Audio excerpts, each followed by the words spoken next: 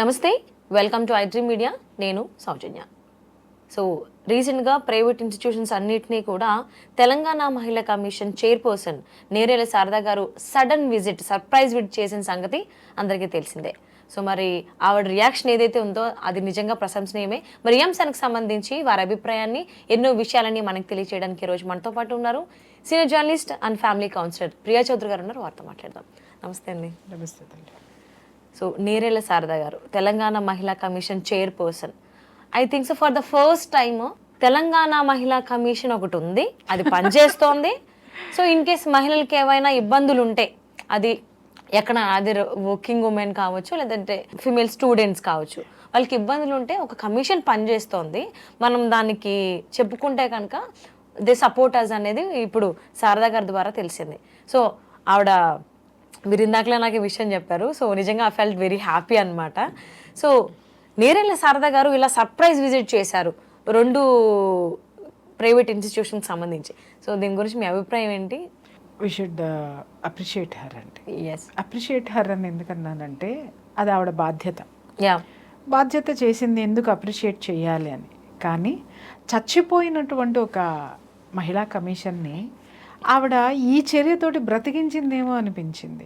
ఎందుకంటేనమ్మా, ఈ మహిళా commissions, women police stations సక్రమంగా పనిచేస్తే మాలాంటి లైఫ్ కోచ్లు అవసరం లేదు, మాలాంటి ఫ్యామిలీ కౌన్సిలర్స్ అవసరం చాలా తక్కువ ఉంటుంది. ఎందుకని అంటారేమో, ఎవరికి గోడు చెప్పుకోవాలో అర్థం కాక, గోడు చెప్పుకున్న తీర్చేవాళ్ళు ఎవరు లేక ఎంతమంది మహిళలు ఎన్ని మనోవేదనలు పడుతున్నారో యాజ్ ఎ ఫ్యామిలీ కౌన్సిలర్, ఒక సీనియర్ జర్నలిస్ట్, ఒక లైఫ్ కోచ్గా కూడా నాకు తెలుసు.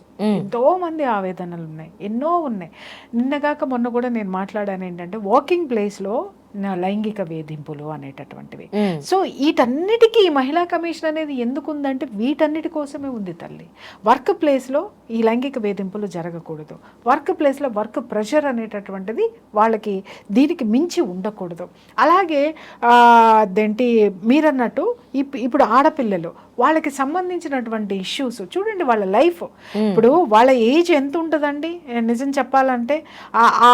ఆ వయసులో వాళ్ళు అంత స్ట్రెస్ అనుభవిస్తూ వాళ్ళు ఆ చదువు విషయం కోసం అని చెప్పి వాళ్ళు 2 సంవత్సరాలు ఉంటారా, 4 సంవత్సరాలు ఉంటారా, 6 సంవత్సరాలు ఉంటారా, నిజం చెప్పాలంటే ఒక కరుడు గట్టినటువంటి తీవ్రవాదం జైల్లో వేసినట్టుగా ఆ జైల్లో ఉంచడం అన్నమాట. కనీసం మన భారత శిక్షా స్మృతిలో ఒకటి ఉంది, ఏంటి అని అంటే ఉరిశిక్ష పడినాడికి కూడా వాడు ఏం అడిగితే అది ఇవ్వాలి. వాడికి ఫ్రీ ఎయిర్ కావాలంటే కూడా ఫ్రీ ఎయిర్ ఇస్తారు ఓపెన్ ఎయిర్లో, ఎందుకంటే వాడి కోసం కొన్ని 100 మంది అయినా సెక్యూరిటీ కాస్తారు, వాడికి ఫ్రీ ఎయిర్ ఇస్తారు. కానీ అంతకంటే ఘోరం నీచం అయిపోయింది కదమ్మా ఇవాళ మన ఆడపిల్లల పరిస్థితి. ఈ ఎడ్యుకేషన్ పేరుతోటి హాస్టల్లో పెట్టి, ఇందాకే మనం మాట్లాడుకున్నాం ఎన్ని ఘోరాలు ఉన్నాయో దాంట్లో. ఆ స్ట్రెస్ని తట్టుకోలేక వాళ్ళు ఎంత భయంకరమైనటువంటి పరిస్థితుల్లోకి వెళ్ళిపోయారనేది మనం చూసాం. అలాగే ఇంకా చాలా ఇష్యూస్ మనం చెప్పాలి అనంటే, చాలాసార్లు నేను అనుకున్నా, ఇంతకుముందు చాలామంది కమిషనర్లు చైర్పర్సన్స్ వచ్చారు వెళ్ళారు, ఎప్పుడు వచ్చారో తెలీదు, ఎలా ఉన్నారో తెలీదు, ఉండి ఏం చేశారో ఎవరికి తెలీదు. ఎన్నిసార్లు నేనైతే ఫీల్ అయ్యానో తెలీదు. ఎందుకంటే ఇది ఒక బాధ్యతాయుతమైనటువంటి పదవి. ఆ బాధ్యతను మర్చిపోయి కేవలం పదవిని ఎంజాయ్ చేశారనడానికి కూడా నాకు మనసు రాదు. ఎందుకు అనంటే ఎంజాయ్ చేయడం అంటే ఇది. ఇప్పుడు ఆవిడ ఏదైతే హాస్టల్లో తనిఖీ చేసి ఆడపిల్లల్ని కనుక్కొని వాళ్ళకి సంబంధించినటువంటి ప్రాబ్లమ్స్ ఏమున్నాయో తెలుసుకొని వాళ్ళందరికీ ఒక వార్నింగ్ ఇచ్చి సమాజానికి ఒక మెసేజ్ పంపించింది ఏంటి అనంటే, ఎవరికైనా మీ పిల్లలు భద్రంగా ఉన్నారు, ప్లీజ్ బీ అవేర్నెస్, ఈ సిచ్యుయేషన్స్ జరుగుతున్నాయి, పేరెంట్స్ అవేర్నెస్ తోటి ఉండండి అని చెప్పి ఆవిడ ఒక మెసేజ్ బయటికి పంపించారు. పవర్ని ఎంజాయ్ చేయటం అంటే ఇది తల్లి. పవర్ని ఎంజాయ్ చేయటం అంటే కారులో తిరగడమో, బొగ్గ కారు పెట్టుకొని కుయ్యోమంటూ వెళ్ళడమో, 5 స్టార్ హోటల్స్కి వెళ్ళి తిని రావడమో, లేకపోతే ఎవరైనా చేతులతో నమస్కారం పెడితే నమస్కారాలు పెట్టుకుంటూ వెళ్ళడమో, నేను పలానా అని ప్రతి ఒక్కరి దగ్గర డాబు దర్ప, this is not enjoyment, this is enjoyment. బాధ్యతని నువ్వు ఎప్పుడైతే నెరవేరుస్తావో, ఆ బాధ్యతని లోకి నువ్వు ఎప్పుడైతే పరకాయ ప్రవేశం చేస్తావో, ఆటోమేటిక్గా ఇవాళ చూడండి ఆవిడికి ఎంతమంది తల్లిదండ్రుల ఆశీస్సులు ఉన్నాయో, మాలాంటి వాళ్ళం ఎంతమంది ఆవిడ్ని అప్రిషియేట్ చేశామో. ఎందుకు అనంటే మన జీవితం తీసుకున్న తర్వాత మనం పుట్టినటువంటి పుట్టుకకి ఒక అర్థం ఉంటుంది. మనం ఏదో ఒకటి ఈ భూమి మీదకి సాధించడానికి పుట్టామో, ఎవడి కిందో పడి పని చేయడానికో, లేకపోతే ఎవడో బిచ్చమేస్తే వచ్చినటువంటి ఆ పదవుల్ని నామకే వాస్తే పెట్టుకొని 6 సంవత్సరాలు 4 సంవత్సరాలు 3 సంవత్సరాలు ఎంజాయ్ చేసి, లేకపోతే చాలా కేసులు చూస్తున్నాను కదా, వచ్చినటువంటి కేసులన్నీ కూడా నిర్వీర్యం అయిపోతాయి, అన్నీ కూడా కాంప్రమైజ్ అయిపోతాయి. ఏ కాంప్రమైజ్ అవుతాయి? పోనీ ఇరువురికి లాభదాయకం అంటే కాంప్రమైజింగ్కి నేను కూడా ముందుంటా. ఎవరు ఇరువురికి బాధితులు ప్లస్ అవతల ఉన్నటువంటి అక్యూజ్డ్ వన్, వీళ్ళు ఇద్దరూ కూడా ఈ సాటిస్ఫై అయితే దాంట్లో, ఎందుకంటే అది కాంప్రమైజ్ అవ్వాలి, నేను కోరుకుంటాను అది, ఎందుకంటే శిక్షలు అవి అన్ని తర్వాత విషయం. కానీ ఇక్కడ ఒకళ్ళే లాభపడతాడు, డబ్బున్నోడు, పలుకుబడి ఉన్నవాడు, వీళ్ళకి మాత్రమే పనులు చేయడానికే వ్యవస్థ ఉంది అనేది మేము బలంగా నమ్మేసాం ఒక జర్నలిస్టులో. మాకు తెలుసు వ్యవస్థలో ఏం జరుగుతుంది అనేది. కానీ మొట్టమొదటిసారిగా ఆవిడ్ని నేను చూసిన తర్వాత నిజమైనటువంటి స్త్రీని ఆవిడలో చూశానని చెప్పి నాకు అనిపించిందమ్మా. ఆ రోజంతా మనసంతా ఎంత నిండుగా ఉందో నేను చెప్పలేను. అంత అద్భుతమైనటువంటి ఏదో ఒక పంచభక్ష పరమాణాలు తిన్నంత ఆనందంగా ఉంది నాకు. ఎందుకంటే ఒక మహిళలో చైతన్యం చచ్చిపోయిందని రోజు బాధపడతా నేను. ఆ చైతన్యాన్ని చూసిన క్షణం నాకది. ఈవెన్ ఆవిడ సైలెంట్గా కూడా ఉండొచ్చు, అది వాళ్ళందరూ స్టూడెంట్స్ కదా, ఉమెన్ కమిషన్ ఎందుకు వెళ్ళాలి అనేసి. కానీ అట్లా కాకుండా ఆవిడ అన్ని బ్రాంచెస్కి వెళ్ళి సర్ప్రైజ్ విజిట్ చేశారు. అక్కడ వాళ్ళ ప్రాణాలకు సంబంధించినటువంటి విషయం తల్లి. నేను చెప్తున్నాను కదా, అసలు కమిషన్ అంటే ఏంటి, కమిషన్ చర్యలేంటి, కమిషన్ ఏం చేస్తుంది అనేది ఆ సీట్లో కూర్చున్న ఎంతమంది చైర్పర్సన్లకి తెలుసు. అది నేను అడుగుతున్నా. ఫస్ట్ దాని వాల్యూ తెలుసుకోవాలి, ఆ పదవికి ఉన్నటువంటి పవర్స్ ఏంటనేది తెలుసుకోవాలి, వాళ్ళు ఏం చెయ్యగలరు పబ్లిక్ అనేటటువంటిది తెలుసుకోవాలి. ఈ రోజు వరకు ఎవరికన్నా తెలుసా? కనీసం ఇలా ఆడపిల్లల విషయంలో కూడా చైర్పర్సన్ కలగ చేసుకుంటుంది, మహిళా కమిషన్ అనేది ఒకటి ఉంటుంది అనేటటువంటిది ఇవాళ తెలిసింది.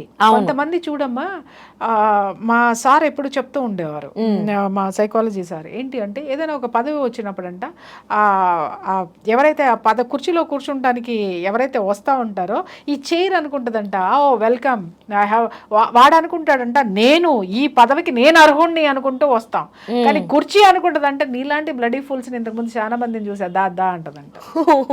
ఓకే, అంటే ఆ చైర్లో ఎలాంటి ఎనర్జీ ఉంది, ఆ చైర్ని ఎలా డీలా పడేశారు వీళ్ళు. కానీ ఎనర్జీ అనేది మనలో ఉంది, చైర్లో లేదు. అవును. సో యాక్చువల్లీ సార్ దగ్గర విజిట్ చేశారు కదా, వీడియోస్లో చూస్తే పాపం ఆవిడ ఎవరో ఒక లేడీ, ఐ థింక్ సో మేనేజ్మెంట్కి సంబంధించిన వాళ్ళు అనుకుంటా. సో ఈవిడ అందరి మొబైల్స్ కూడా తీసేసుకోండి అని చెప్పారనమాట. మళ్ళీ కాల్ చేస్తారు అంటే ఈవిడ వచ్చింది అప్పుడు దాకా ఓపెన్ ఉంది. వన్స్ ఈవిడ వచ్చారని చెప్పేసి ఆ కార్ చూడగానే అక్కడ ఉన్నటువంటి సెక్యూరిటీ లాక్ వేసాడు. తర్వాత వచ్చి అడిగారు ఆవిడ, ఇది అను జైలా తాళాలు వేయడానికి అని చెప్పేసి ఫోన్స్ తీసుకోమంటే తీసుకుంటున్నారు. నేను పేరెంట్ అన్నట్టుగా ఆవిడ సైడ్ చేసి ఫోన్స్ ఇవ్వలేదు. కట్ చేసి చూస్తే నెక్స్ట్ ఆవిడే ప్రిన్సిపల్ ఏది అని ఎక్కడున్నారని చెప్పేసి అని సరదా గారు అడిగారు అనమాట. అడగగానే ఆవిడ టీ తాగడానికి వెళ్ళారండి. అంటే ఒక క్యాంపస్ ప్రిన్సిపల్ టీ తాగడానికి బయటికి వెళ్ళాల్సిన పరిస్థితి ఉంది అని అంటే ఏమనాలి? విషయం ఏంటంటే మీకు అర్థం కావట్లేదు, ప్రిన్సిపల్ కూర్చున్న చోటుకి టీ వస్తుంది. అదే అవును, టీ తాగడానికి బయటికి వెళ్ళాడు అని అంటే ఈవిడ వస్తుందని తెలిసి వాళ్ళు బోల్టులు పెట్టారు కదా, హీ ఎస్కేప్డ్ అన్నమాట. అంటే హైయర్ అథారిటీస్ ఫోన్లు చేయాలి కదా, ఇవిడేదో వచ్చిందండి మహిళా కమిషన్ వచ్చింది, ఆల్రెడీ వార్తలు వచ్చినాయి ఆ కాలేజ్ మీద, దాంట్లో జరుగుతున్న దాష్టికాలు అన్నిటి మీద వచ్చింది. అరే సోషల్ మీడియా ఇవాళ నిజంగా సోషల్ మీడియాకి హ్యాట్స్ ఆఫ్. ఒక ఛానల్, ఆ ఛానల్ బయటికి తీసింది అనమాట, కాళోజీ అనేటటువంటి ఒక ఛానల్ బయటికి తీసింది దీన్ని, యూట్యూబ్ ఛానల్ బయటికి తీసిన తర్వాత ఆవిడ దాన్ని పట్టుకొని ఈ రోజు ఇంత ఒక స్థితి, ప్రతి ఒక్కళ్ళు ఆలోచించి దాని మీద చర్యలు తీసుకునేటటువంటి స్థితి వరకు ఒక మీడియా ఎంత పని చేయగలదో ఒక్కసారి ఆలోచించమ్మా. మనం రోజు కూర్చుంటే పొద్దున్న లెగిస్తే ఎన్నో మాట్లాడతాం, ఎన్నో చేస్తాం, కానీ బయటికి రండి దయచేసి, మీడియా బయటికి వెళ్ళండి. ఎన్ని ఘోరాలు, ఎన్ని నేరాలు, ఎన్ని పనికి మాలినటువంటి సిచ్యుయేషన్స్లో ఆడపిల్లలు నలిగిపోతున్నారో మీకు అర్థమవుతుంది. వర్క్ ప్లేస్లో ఎన్ని లైంగిక వేధింపులకు గురవుతున్నారో అర్థమవుతుంది. ఇలాంటి హాస్టల్స్లో ఎలాంటి చర్యలకు దిగుతున్నారో అర్థమవుతుంది. ఇలాంటి అనైతికమైనటువంటి వాతావరణంలో వాళ్ళు ఉంటున్నారు అనేది అర్థమవుతుంది. ఈరోజు ఒక చిన్న వార్త ఒక ప్రభంజనమే సృష్టించింది. నిజంగా చెప్తున్నా, ఆ ఛానల్కి, బయటికి తీసుకొచ్చిన ఛానల్కి వార్త వచ్చిన తర్వాత రియాక్ట్ అయినటువంటి రెస్పాన్సిబిలిటీ ఫీల్ అయ్యి ఆవిడ ఏదైతే చర్యలు తీసుకున్నారో నిజంగా ఆవిడకి కూడా, శారద గారికి నిజంగా హ్యాట్స్ ఆఫ్ అండి. అప్రిషియేట్ చేయాలి. I appreciate her. ఎందుకంటే నేను చెప్పాను కదా, కొంతమంది కుర్చీ వల్ల పదవిలో నుంచి దిగుతారు, ఎక్స్ అని పేరు వేసుకుంటారు. కానీ కొంతమందికి ఆ పర్సన్ పేరు చెప్పంగానే ఆ కుర్చీ గుర్తొస్తుంది. ఎందుకంటే దానికి అంత పదవికి అంత పేరు తీసుకొస్తారు. అది అందరి వల్ల సాధ్యం కాదు అని అనుకుంటారు. కానీ ప్రతి ఒక్కళ్ళలోనూ ఉండాల్సింది ఇలాంటి చైతన్యము. మనం ఎందుకు పుట్టాం రాబాయ్, ఈ చైర్లో ఎందుకు కూర్చున్నాం రాబాయ్, నన్ను హోస్ట్గా పిలిచారు, మాట్లాడమ్మా అని చెప్పారు, ఏం మాట్లాడాలి, నా బాధ్యత ఏంటి, నేను మాట్లాడితే ఎవరు వినాలి, ఎవరి కష్టాలు నేను చూశాను, ఎవరి కష్టాల్లో నుంచి ఎలా బయటికి రావాలని నేను అనుకున్నాను, ఆ థాట్ నేను ఎలా పెట్టగలిగాను, ఆ థాట్ ద్వారా ఎంతమందిని బయటికి తీసుకొచ్చాను, ఈ ఆలోచనలే ఇన్ని వేల ఎపిసోడ్స్ నేను చేయగలిగాను, ఇంత కూర్చోగలిగాను అనంటే బాధ్యత, సామాజిక బాధ్యత. ఈ సీట్ అయినా ఏ సీట్ అయినా సరే తల్లి ఒక బాధ్యతాయుతమైనటువంటిది. ఆ బాధ్యతని గుర్తించినటువంటి వాడే నిజమైనటువంటి వ్యక్తిత్వం ఉన్నటువంటి మనిషి. సో యాక్చువల్లీ నిజంగా శారద గారు బయటికి రావడం వల్లే తెలంగాణలో మహిళా కమిషన్ అనేది ఒకటి ఉంది ఎగ్జాక్ట్లీ అనేది బయటపడింది. ఇంకొక విషయం చెప్పమంటారా, అసలు ఆవిడ అక్కడికి వచ్చి ఆవిడ ప్రతి బాత్రూమ్తో సహా చూసింది. ఆవిడ బాత్రూమ్ చూసింది, బట్టలు చూసింది, హాస్టల్ రూమ్స్ చూసింది, ఆ పిల్లలు ఎంత చిందరవందరగా పడేస్తే, ఎంత కీన్ అబ్జర్వేషన్ అంటే ఆ పిల్లలు పెట్టుకునేటటువంటి చిన్న ర్యాకుల్లోకి వెళ్ళి కూడా అక్కడ ఉన్నటువంటి దుమ్మును చూసింది. దుమ్మును చూసి ఏంటిది మీరు అంటే, ఆవిడ ఇంట్లో కూడా ఎలా ఉంటారో నాకైతే తెలియదు, కానీ ఆవిడ చూసిన దాన్ని బట్టి, ఎందుకంటే నా యాటిట్యూడ్ అలాగే ఉంటది కాబట్టి నేను చెప్తున్నా, ప్రతిదీ నీట్ గా ఉండాలి. నాకు మా పిల్లకి నాకు రోజు యుద్ధం జరుగుతుంది. ఫస్ట్ లేవగానే పక్క బట్టలు మడత పెట్టాలి, ఇవన్నీ నీట్ గా పెట్టాలి, ఎక్కడ దుమ్మున్నా ఊరుకొని, ఎక్కడ వస్తువు బయటికి కనపడకూడదు. అరే మనం ఇల్లు ఒకటి నీట్ గా పెట్టుకున్నాము, ఇంత డెకరేషన్ చేసుకున్నాము అంటే డెకరేషన్ కనపడాలి, కానీ నీ లోపల పెట్టుకోవాల్సిన వస్తువులన్నీ నువ్వు బయట పెట్టుకుంటే నీ కబోర్డ్లు ఎందుకు, లేకపోతే ఇంకొకటి ఎందుకు, ఈ యుద్ధం జరుగుతుంది. ఆవిడ చూడండి, ఆవిడ అసలు ఈ డస్ట్ ఉందా, తర్వాత ఇంకొక ఆవిడ ఒక మాట అన్నారు, 2 నిమిషాలు నిలబడి బాత్రూమ్స్ని షూట్ చేయడానికి కర్చీప్ కట్టుకున్నా కూడా నిలబడలేకపోయినాడు. అంటే వాటర్ సప్లై సరిగ్గా లేదు, note this point, water supply సరిగ్గా లేదు. రెండోది, అసలు బాత్రూములు రోజు కడగాలి, 2 పూట్లా కడగాలి, అంటే హైజెనిక్ ఉండాలి కదా వాతావరణం, వాళ్ళు లేదు. తర్వాత ఒక్కొక్క రూమ్కి కనీసం వెంటిలేషన్ లేదమ్మా. నిజంగా ఆ బిడ్డలకి చేతులెత్తి మొక్కాలి, ఆ బిడ్డల తల్లిదండ్రుల్ని 2 చెంపలు వాయించాలి. మీరు కోపం వస్తే వచ్చిందేమో కానీ మీ పిల్లలు ఎక్కడుంటున్నారు అనేటటువంటి పరిస్థితిని కూడా చూడకుండా కళ్ళు మూసుకుపోయి చదువులు అని చెప్పేసి నా కొట్టాల్లో పడేస్తే, రేపొద్దున ఎవరినో పట్టుకుని ఆడపిల్లలు వెళ్ళిపోతున్నారని మనం తిట్టుకుంటున్నామే, ఏవో పనులు చేస్తున్నారు, ఎందుకు మాట వినట్లేదు పేరెంట్స్కి అని అంటే, వాళ్ళకి ఇవ్వాల్సినటువంటి ప్రేమని, వాళ్ళకి ఇవ్వాల్సినటువంటి వాతావరణాన్ని, వాళ్ళు ఎదిగేటప్పుడు వాళ్ళకి కావాల్సినటువంటి ఆ ప్రకృతిని మీరు ఇస్తున్నారా లేదా? ఎంతసేపు డబ్బు చదువు, డాలర్లు, అమెరికాలో మీ దుంపల దగ్గర చంపేస్తున్నారమ్మా. నిజంగా ఫెమినైన్ ఎనర్జీని చంపేస్తున్నారు, స్త్రీ తత్వాన్ని చంపేస్తున్నారు, పేరెంట్సే చంపేస్తున్నారు. వాళ్ళు ఏంటంటే ఇక్కడ ఉన్నటువంటి ఆ ఫ్రస్ట్రేషన్, ఆ స్ట్రెస్, యాంగ్జైటీ ఎలా చూపించాలో, ఎలా బయటికి పంపించాలో అర్థం కాక ఎక్కడుందో అని ఎత్తుక్కుంటూ ఉంటారు ఈ ఆడపిల్లలు. ఇవాళ ఆడపిల్లలు ఇలా పక్కదారులు పట్టడానికి కారణం ఇంటి వాతావరణము, వాళ్ళు చదువుకునేటటువంటి వాతావరణం, 2 చాలా ప్రభావితం చేస్తాయి. ఇవి 2 కూడా ఆవిడ అది గుర్తించి ఆవిడ చెప్పింది, ఏమండి ఆడపిల్లలు ఉండేదైనా కనీసం వెంటిలేషన్ లేదు. ఆవిడ వార్డునో మరెవరో కానీ ఆ యాజమాన్యానికి సంబంధించినటువంటి పర్సన్ అంది, మీ ఇంట్లో మీ పిల్లలకి ఇలాగే రూమ్స్ పెడతారా, మీ పిల్లల రూమ్స్ ఇలాగే ఉంటాయా అడిగిందామా. అలాగే ఫుడ్ విషయానికి వచ్చిన తర్వాత కూడా అసలు వాళ్ళకి ఏంటమ్మా డయేరియా వస్తుందంట, ఇవి డెంగ్యూ వస్తుంది, ఫీవర్లు వస్తున్నాయి, ఇవన్నీ వస్తున్నాయి, మీ తిండి మీరు తింటారా?